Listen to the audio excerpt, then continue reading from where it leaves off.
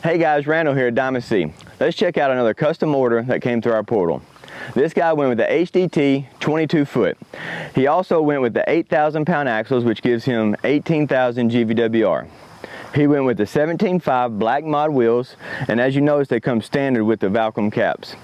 Now remember, we're the real OGs on these HDTs with the 8-inch I-beam frame. She's effective, she's strong, and she's low profile. And when I talk low profile, that's 24-inch deck height. Also, you'll notice this hydraulic lockout valve, which makes it easy to load longer wheelbase equipment, being able to lock the tilt in the upright position.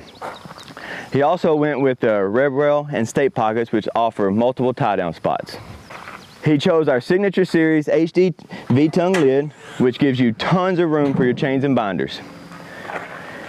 He put the spare tire mount on the side, but some opt out of the spare tire mount on the side, as they'll put the spare tire inside the box because you still have plenty of room for all your other stuff you're going to carry.